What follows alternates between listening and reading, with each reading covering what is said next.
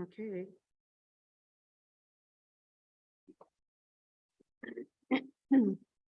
Oh, I call the meeting to order. What time is it? 5 o'clock. Right on. First thing first, we need approval of the agenda. We need a motion for that. So move. A second. Moving on, approval of January 10th minutes. Amber sent those out in an email. Somebody want to make a motion to approve them or any comments on them? I have a correction. Item 7A, the third bullet says Paula feels it underestimates how many people are in Nisswa, people live in their second homes, blah, blah, blah. Then the last sentence says the plan recognizes how Nisswa is an atypical. I said the plan does not recognize how Nisswa is an atypical small community. Thank you. Big correction, but makes a difference semantically. Any other corrections or comments?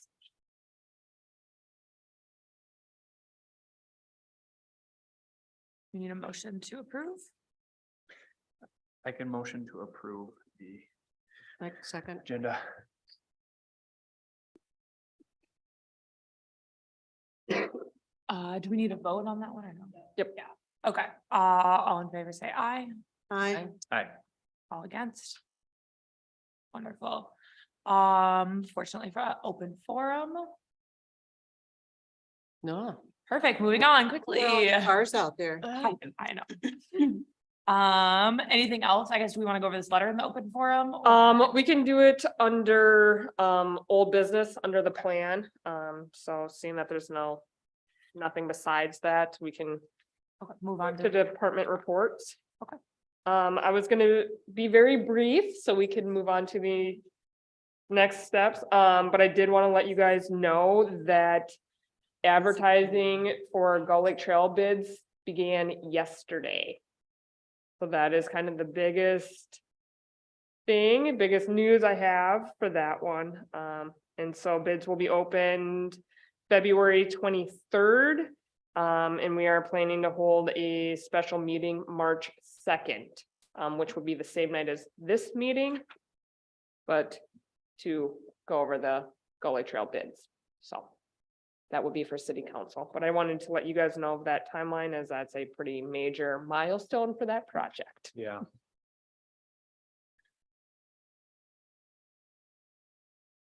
Any other questions for department reports? I was going to be brief.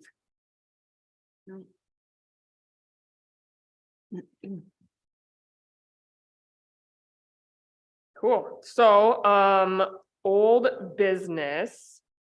Park and Rec master plan update. In the packet, you guys had the revised draft. That draft went out via email to anyone that had given us their email previously over the course of the survey and the open houses. It was put on Facebook and on the project website. Several groups shared it on Facebook, and in your packet, you had public comments that were received both through the project website as well as directly emailed to me. In addition to that, I did give you 2 more comments that I received today, and those are printed in front of you. Overall, I think my takeaway from the comments and any phone calls I had are that people have been appreciative of seeing the plan and the work that everybody has put into this, and they feel like it's been a thoughtful process and kind of moving with intent through it. So in general, the feedback I received was just thank you for the work you've done, and you know, they're excited to kind of see what can come of this. One of the comments did kind of ask questions about the timeline and the funding, and I just responded that that's our next steps. That your questions are my questions, and that's what we're going to be looking at answering. So I don't know if you guys had any other takeaways from the comments that were there, or the plan itself, if there's anything you guys want to discuss within that. I noticed that they changed the layout of it a little bit. I thought it read better, easier. So that was good. I just have one comment. This is very picky. But on page 37, it says, it's where it's talking about the Gull Lake Trail. And it says it's gonna it says it passes through the communities of East Gull Lake, Lake Shore, Fairview, and Nisswa. And Fairview's not a community, so it probably should say Township. cities of and the township. Fairview. Very important Fairview. township though. Very important. Thank Yes, you, it is. thank you. And that's why I mention it. Yeah, so that would be accurate to change that. Hello, welcome. Hello. How are you? Good. Good. And the only other thing I noticed too was, so they did include the concept designs in the appendix, which we asked them to do, which was good, but it might be good to label those because they're just 6 different concept designs. And I mean, astutely, you can see they're 3 of one thing and 3 of another thing, but just to label them for clarity, I think would be a good idea. So those are my minor comments. Okay.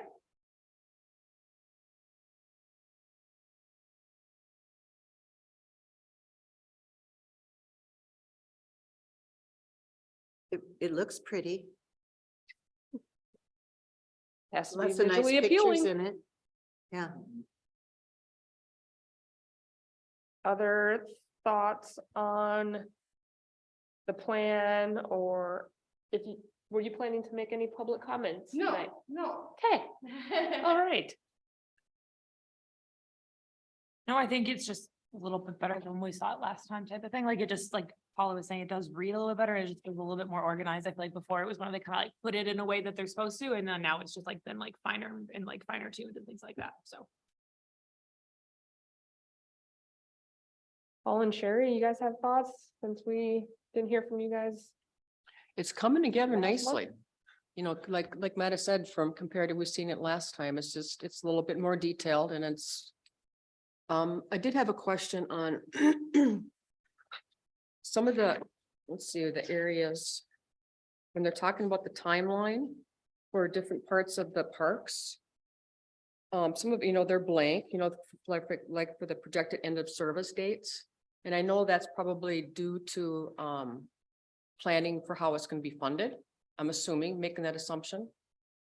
Yeah, from what I'm seeing and just quick scrolling here and based off memory, I think anything that is a planned project, something that is new because we don't know what the install date is, we can't identify the lifespan yet.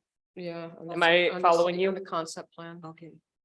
Are you talking about like up here, Sherry? Yeah, I am. That's where. So I think it's anywhere that it's a new item, and as soon as we have that install date, then the life expectancy would begin. Okay. And then just I'm a little confused as to the order, and I'm sure as it runs along to the order, how things are going to be laid out, you know, whether the pickleball courts are gonna come in first, or the city, or the, you know, the children's playground is gonna be first, or how that's gonna be planned and how that's gonna be implemented and put around that. Yeah, that will definitely be an interesting process. Some of it we can tell a little bit. So I'll say this plan is not to an engineering level, so we still need to get through all of that, which could tweak things a little bit. But in terms of phases, we'll talk about that kind of at the end here. I started trying to group what I think could be clumped together into phases. Based on the plan, if you were to overlay this design over the current aerial satellite image, where the pickleball is, kind of overlaps a little of the playground. The playground would then move a little bit over the warming house. And so trying to figure out within that kind of what the dominoes are. And once you start pushing one, which other ones are going to fall. Yeah. So that's part of this Yes. process. We'll get into that a little bit later. Because there is a document in there where I started grouping it that I want your guys' opinion and feedback on. But yeah, that's kind of our next steps. And especially as we get into engineering, we will really learn how anything affects anything else. Well, I can never remember their name. The landscape architecture firm that that we're going through for this master planning. You know, we're, per the master plan, you know, we had a set price for that. And I'm assuming there's a hard line at which that payment stops, and the engineering side and all Mhm. that will continue. Do you think we'll continue to work specifically with them on the engineering and the design moving forward, or could that be done Nope, it'd locally? be completely separate. What? So that is kind of the beginning of dialogues that we've had with city council and trying to figure out the next steps in terms of funding and how we're gonna phase these things or group these things, and then, you know, the actual process, like, are we going with our city engineer? Are we going out for bid? There's, you know, a playground company is gonna design the playground. Yeah. You're gonna wanna have area content expertise. You're gonna wanna have a playground company with the playground footprint. You're gonna wanna have an arena Yeah. with the arena. So really trying to dive into that better, but yeah, this company will kind of, this is the end of their. Okay, yeah, I just wasn't process. sure if, you know, the company that designed it could potentially be a good partner to help. You know, Yeah. phase. Well, I it for know us. where to find them. Yes. So their When we have respons- questions. Their responsibility ends when they present it to the city council and Yep, the council hopefully adopts it. yeah. That they would obviously be a resource for us in the future, should we have questions, since we've kind of developed that relationship and they have an understanding of NISWA. But yeah, contractually, this is where they end.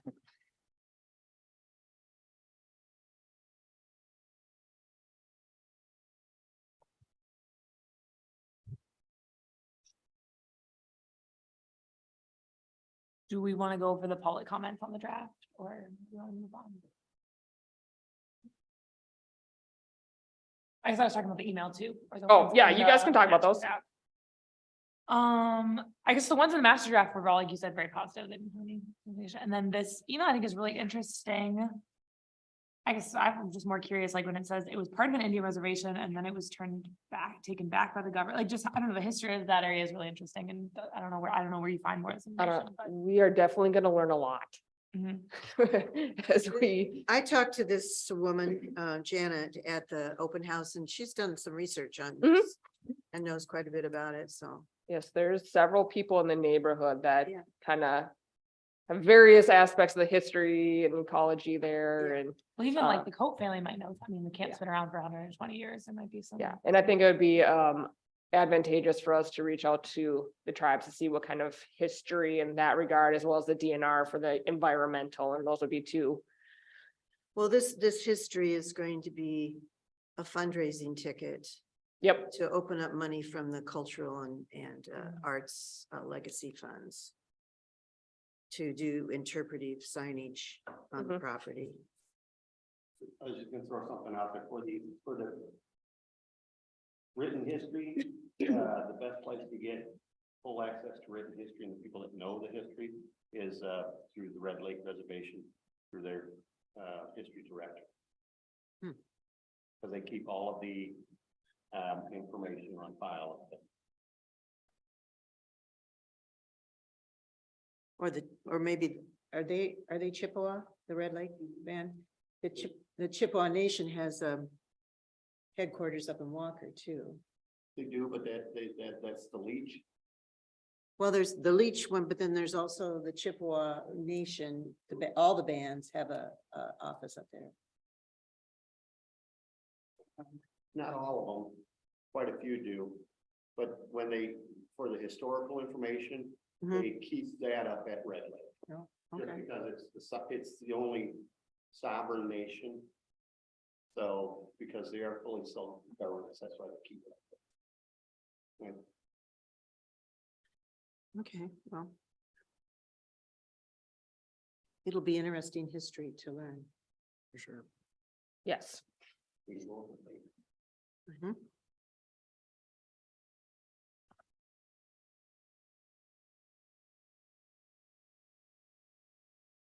Other public comments or comments on the public comments? So you can never complain when you get positive feedback, so, because you're never gonna make everybody happy, so I'm kind of surprised that you didn't receive any major pushback, so it's awesome. Not yet. I feel most of them, I think, felt heard. And obviously there's many things that we're still gonna have to navigate, especially operationally. Some of the comments with trash and noise and things like that, and so I have a mental list of all of those kind of operational things that we'll have to keep in mind going forward. Other comments on the plan itself?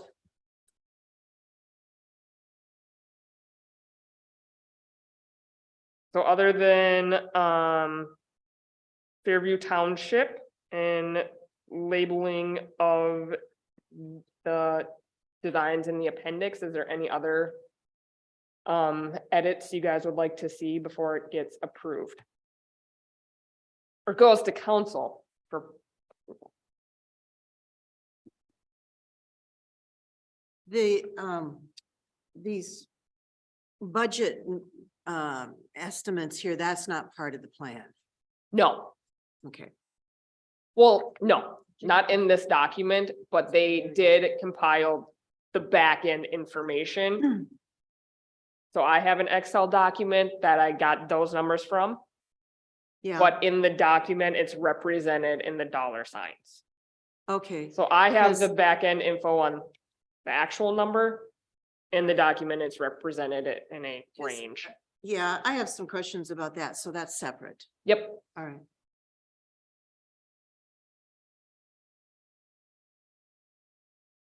there's no other edits.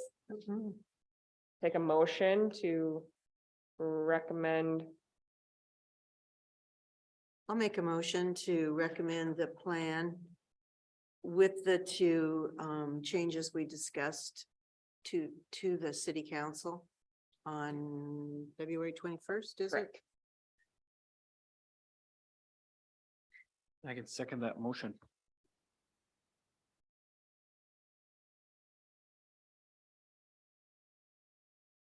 Oh, sorry, all in favor, say aye. and Aye. Aye. Anybody not in favor? Awesome. Cool. So, we will bring that to city council February 21st. Kevin from HKGI will also be there that evening, potentially in like a pre-city council workshop for then approval to be during the council meeting. So he will be presenting, to city council. If you'd like to come that night, I will definitely keep you guys in the loop as to the final time that will happen. So. Good work, team. Well, I think people are appreciative of it. along pretty smoothly, actually. Huh? Yes, so. With this plan begins the next steps. And so. Going off of our conversation last month, talking about. Moving into these next steps and fundraising and all the different irons we have in the fire. Trying to figure out, to the Sherry's point, of what the phases are and just what people might be putting their money, donations and fundraising for. So this was kind of my first run at trying to phase and group projects. Also to help city council understand timelines and costs and potential funding sources. So on Monday, city council had kind of a first run at a workshop talking city priorities. They did receive this information at that meeting. So Gull Lake Trail, as I just mentioned earlier, we're prioritizing Hazelwood Drive and Lower Roy Lake Road. Currently, we are showing a funding deficit to complete the entirety of it. So that committee has prioritized those two sections. Should bids come back favorable, we're gonna keep trying to build as much as we can. But that last section along 77 is estimated at about 700,000. So have that one broken out into two phases. We'll find out more once we get the bids back. some of the grants are open right now. Some will be opening up, as we move on later in the year. And so that committee is still giving recommendations on that, but I would like this committee to also understand more and more where that project is at and the costs and the funding agencies, that are kind of going into that one. Camp Lincoln Road, I broke out into 4 phases. The timeline for the bathroom with the county is 2024. So we're looking at obviously needing the road and the parking lot with the bathroom. We do not have engineering for that. If there's environmental studies that need to be done, archaeological studies that need to be done, all of those, we kind of need to work through that process. The bathroom is about $26,000. So that would be I have that as phase 1. Phase 2 would then be the wooded trails and interpretive signs. As Paul mentioned, as you go into the interpretive signs, the environmental and cultural, that opens up different grant opportunities. And then going so on and so forth from there. Looking at City Park, we talked last month about pickleball in the playground.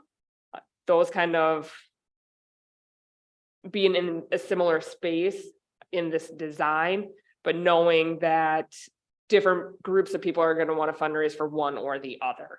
So keeping that in mind and how we want to move through that. And then the outdoor rinks, warming house and garage, I have as a separate grouping. I don't have them necessarily as a phased order. The infrastructure of the hockey rink, the lifespan is due. What The did playground city- has a little bit longer of a lifespan compared to the hockey rink. I noticed in the Echo, the report on the city council meeting about this, that it just said the city council discussed the hockey rink. What was the general comments there? General consensus is that they're in favor of going forward with the refrigeration and the roof. So I would say in general, they seem supportive of, basically within the master plan. And different council members have different ideas on how we might navigate that. One thing that we have talked about is that, as it is in the plan, local option sales tax. In order to qualify for the local option sales tax, it has to be a regional significance. HKGI thought the roof would help it qualify for a regional significance. With a local sales tax, that does have to go through legislator and voter approval. So general preliminary discussions were in favor of what was drafted in the master plan with the roof and everything. Has there been any conversations with the business community about that? Yes. Yeah, and then their reaction? Well, there's some of the members of the council have reached out and talked to business owners about it. My personal experience, that I've had majority of the business owners say they'd be behind it.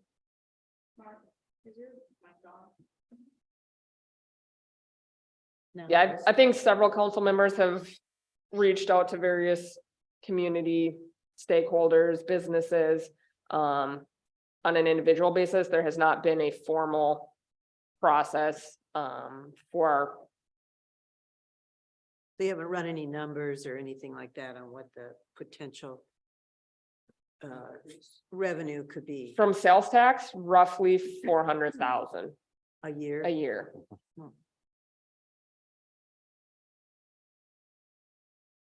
So yes, Jenny started discussing kind of some of the parameters of local sales tax, bonds, things like that were in the preliminary discussions on Monday for all projects, not just parks, Right. just kind of what funding options there are. Amber, these numbers, I'm just wondering, where did these numbers come from? You said you had a spreadsheet, but for instance, I think the $400,000 on here for pickleball and tennis is an overinflated cost. They have, and I think that they had about 50,000 per court. I think that would likely encompass some of what the engineering fees might be. Paula, when you did that research with Cross Lake, at Yeah. that time, their information was about 20,000 per court. So there is definitely a gap there. But I just kind of left it at 50,000, knowing that we're gonna have to pay for engineering. Well, I looked them, yes, I have talked to Cross Lake and I've talked to Ironton in the past.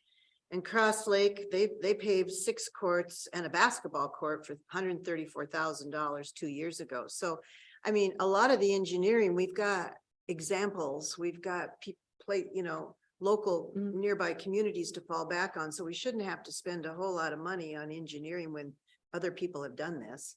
And Ironton just last year, their costs for 6 courts, beautiful courts, was $175,000. And if you just kind of ballparking it, if there's a 20% increase in construction costs and then $45,000 for a tennis court, that's still only 250,000. So, Sure. I mean, before we publish any actual financial numbers, I think we need to do a little more, digging down into these numbers a little bit more. Have you spoken with anybody in Mission about? Yeah, I've talked to the Mission people too. They got a grant. Well, they paved it they got a grant last year from the DNR Outdoor Rec. Mhm. They spent 20,000 on, it was about 20,000 for 2 courts. And they mentioned there's still funds left over. Well, their grant was for more than just the pickleball courts. It was for some playground and and then a roof on their Okay. pavilion they have there. So, it wasn't just, but that's what they figured the pickleball portion of it was. So, I mean, the costs have obviously probably gone up, but Yeah. still probably not $400,000 for, Well, we can hope that this cost is very high and it's a lot easier to come down, but until we really get into, we have those good examples in the area, so that's a really good ballpark for what we're likely looking at. But until you get the info back, it's all just kind of educated guessing, and so, yeah, hopefully it's not that much. I think looking at it too is like where we're putting ours, there's gonna have to be a good amount of like dirt work and tree work that's gonna have to go into that, and that's just more added cost. So the further out from the project you are, the harder it is to predict the cost. Is the closer we get to it, the more accurate it will be. So we're in a less accurate right now. well, right now you have the pickleball courts and the playground kind of lumped into one phase. And you mentioned just earlier that, the domino effect, that the pickleball courts kind of overlapped with the playground. But we have all that space, so why do the pickleball courts have to overlap with the playground? Why can they not be separated out into a separate, separate Potentially they thing? can. Again, it's kind of looking at some of that engineering. We do have water lines and things underneath of that, and that may or may not be affected. So it's just really diving in, and they might be able to move, and if the city's good with that, or yeah, it'll work its course as we get into examining the land. Well, I only bring it up because, as you mentioned earlier, it will be easier to raise money for the pickleball courts, because I personally know a number of people that are willing to donate, but if we lump it all together, it's going to create a different fundraising dynamic. Yeah, and so Jenny and I have started talking about just kind of how we're gonna navigate the funding process, and kind of what those different options are. If it's creating, a nonprofit group like Friends of Nisswa Lake Park, and just trying to figure out how to kind of go through that, trying to create the process. So the next bullet point on here is fundraising, and I did want to leave that on here, to kind of keep that conversation going.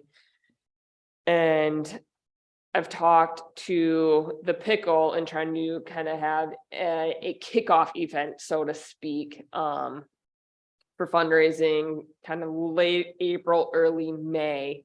And just kind of based on some of your guys' feedback for having these projects separated, but also trying to figure out how to efficiently work through it, knowing that we have numerous projects we're trying to fundraise for all at the same time. And some people are fine with their money going into the pool, and some people have specific areas they want it in, and just trying to figure out what the process will be.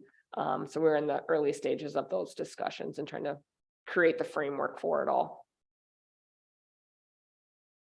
And then Paul, I know you had kind of some ideas on the playground that we discussed a little bit in January about an inclusive playground. So I don't know if you want to take the opportunity here tonight to bring any thoughts on that. Yeah, I mean, it's just one item that I'm pretty passionate about, and I do have quite a bit of experience inclusive play, but it's also something that we lack here in the area. I know Brainerd, right next to the high school, they put in an inclusive playground. But that's through the school district, and sometimes that can be not intimidating, but it's not as easy to just walk up and use when it's within a school. So to have something in the public parks around here, I think would be really cool. And just like some of the things that like I think are not very known, I guess, like there are about 2% of kids with disabilities that are physical disabilities. So a lot of times when we talk about accessible playgrounds or inclusive playgrounds, people just think, well, how do we get wheelchairs on the playground? How do we get them up? How do we get them to move? But there's so much more to inclusivity than just that. And I think those are the elements that we lack. Just understanding how to cater to not just kids with disabilities, but how do we get grandparents? How do we get caretakers? How do we get so many people, on one playground, being able to use it? How do we cater to the community and the needs? And so a lot of times these are higher end playgrounds, they're expensive, but they also bring in people from all over. And they're becoming something that tons of communities are getting because they're seeing the importance and the need for them. So to have something like that in downtown Nisswa, I think would be really cool. And something that I think from a fundraising standpoint, a lot of people would be able to back. Sure. Yeah. And we've been talking about, increasing our wayfinding, new term to me, but, so, given its current location, we'd have to have some wayfinding downtown that would direct people so they would know that it was there. And would probably be very appreciated by tourists coming to town too. Mhm. But I know people travel all across the state to go to different inclusive playgrounds. Especially if you have some, child with disabilities, I feel like you know about all of them. Because people travel. I mean, Bemidji's got a beautiful one, and Shakopee and Mankato, and there's a number of them in the Twin Cities. And so, yeah, you kind of travel around. So. Do any of them make allowances for their pets? Like if they have like the CNI dogs, or I know a lot of kids have autism or something, they have like pets. Do they make allowances for those in those kind of parks? I mean, I think it kind of depends on the park, but I would say yes. And it kind of comes down to each individual too. I guess I don't have a straight answer for you, but Yeah, I would it say, just popped in my head just now because I was just Yeah. just visualizing that right now. I think it's definitely something that we would want to keep in mind is there's no cookie cutter design for this. So No. there's so many different ways you can piece things together and move through the space. And I, for one, I'm stoked to figure this out because I just flipped through my magazines and I love it. But I think that's a really good thing to consider, that when we're looking at trying to have a space that's inclusive to all types of people, some people have service animals, and Mhm. making sure that we're mindful of that too. I think something that gets like overlooked when it comes to these, a lot of people are like, oh, that's a special park. We don't go there. That's a special park, but it's for everybody. I mean, it's, I would say it's almost like you know, you have your nature parks, you have your, like, it's more of a sensory park, I guess. And so it's more of an, I wouldn't say like a brand or like a theme park, but it is more, I guess, themed than just, it's not just, you know, for people with disabilities or people who are, need more high sensory. It's just, you know, it's another type of park, but I think it's like Paul said, it's a very important type of park. And that's something that I think it more so needs to be, branded's the right word, but you know what I mean? It shouldn't, I don't know, I think sometimes people get this whole mindset that it's like, oh, it's only for this, like, we're not supposed to be there. So it Yeah. has to make sure it's. And I think, yeah, it's important that all of the elements there, most people can use, right? And Just like you more want people than a to standard. have things coexist together for the different types of physical needs and like, if you do need a little break, there's a quiet area, but the kid that needs a lot of stimulus, there's plenty of things. So like different siblings have different needs and you can take them to still one park where things coexist together. Do you know of any examples in the western suburbs of the Twin Cities? Waconia's putting one in. Yeah, Waconia, Laconia? Oh, did okay.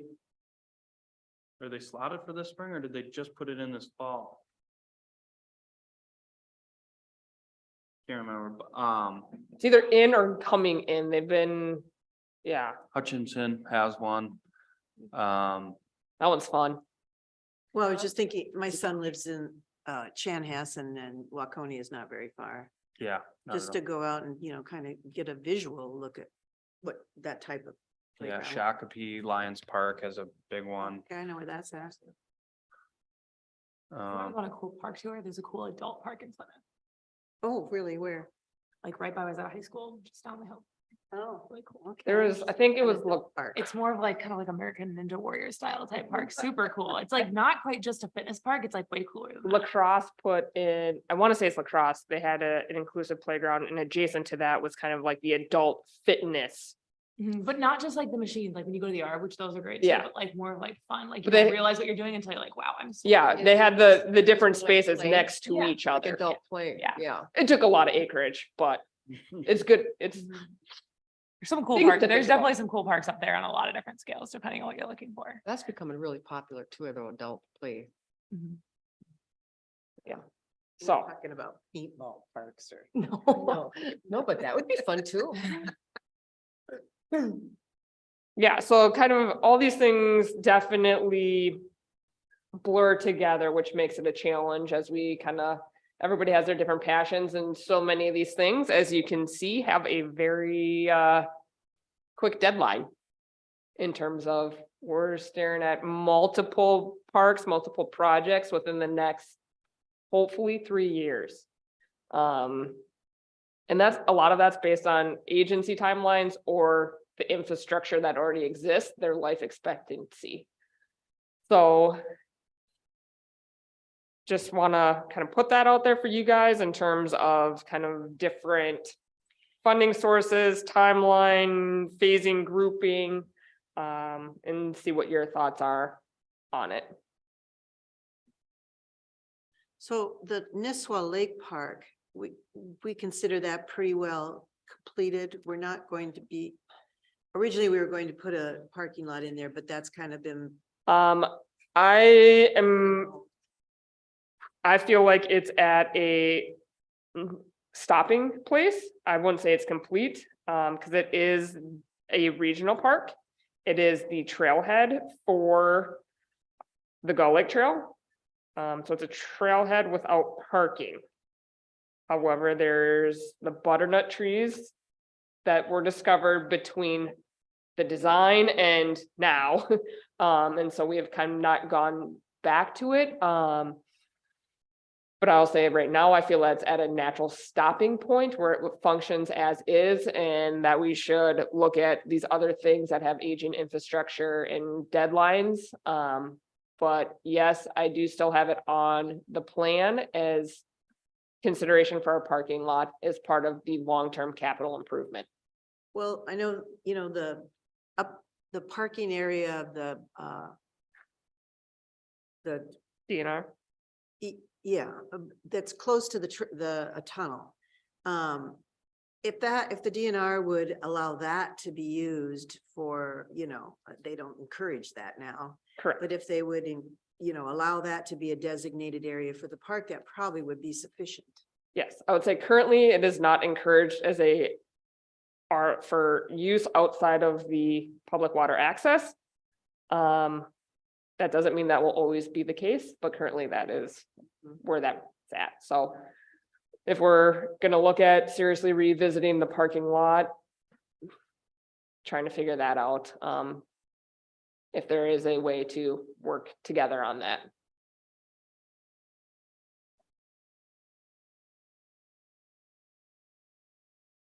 So, not forgotten, just at a, No, just curious. just Seems like with the big parking lot on the other side of the tunnel, that it isn't as critical. People can easily access, go that parking The lot. Paul Bunyan easy. Trail parking lot. yeah, and I was gonna say the Paul Bunyan Trail parking lot's a quick Mhm. jaunt that we'll eventually need to sign. People always seem to find a place to park in downtown as well, so. True. Other thoughts on these things? Timelines, fundraising?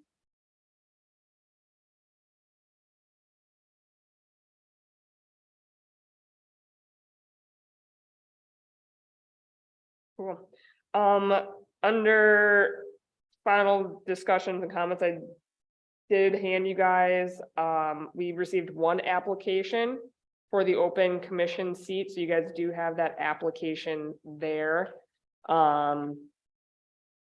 If you guys would like me to move forward with scheduling an interview, can gather some available times if anyone would like to also help interview. Last minute addition here. What does it say, in terms of sauna? Employer, outdoor school shop / self, what does it say after that? What's it Birch bring? sauna. Sauna. It's a Oh, local sauna. business. Oh, okay, that's the name of the business.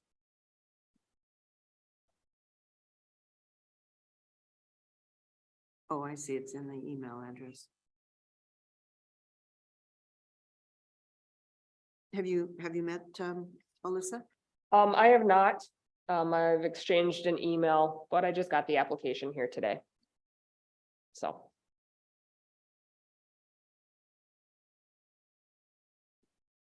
That's me. I was like, I thought I'm you like, were well, that's Alyssa. you. I I was pretty wasn't sure, but I'm gonna look at you. I was like, Welcome. I'm pretty sure. I held my Glad tongue. we didn't go too far into that. So that's but yeah, it's not gonna be they said I'm not gonna tell you who I am. Well, you seem very qualified to be on the, and Well, step one. got a show lot of interesting background, so welcome. Thanks. Yes, I think you should interview her. I guess I can tell you why I wanna be, like, we chose to move here, the parks is really a reason why we decided on this one. My husband, he grew up in British Columbia, Canada, so he grew up playing hockey. And we were moving here in June, I think it was 5 years ago, and we had to go see the rink to make sure it was, what he wanted, and my kids were little, and we wanted a park that we could walk to, and we want the accessible trails, and we spend a lot of time out on the trails everywhere, so we're quite passionate about what Nisswa has to offer, and so that's why I wanted to do this. Great. Wonderful. Oh, that's awesome. Yeah, I was gonna say. That's Well- me. Well, that's good to hear that we passed. Yeah. What? Well, Everybody's looking I at me. suggest you go ahead with whatever formal process you. our formal process to do an interview and then bring it back for approval based on usually 2 commission members sit in on an interview. One is also fine. And then myself and whatever commission member sits with me then would make that recommendation to the rest of the commission. So I will schedule an interview and I will find out your availability and I will find out any of your availabilities. And we'll go from there. Okay, Sounds good. Thanks for coming. Yeah. Thank you for coming. any other final discussion comments? Next meeting is March 2nd.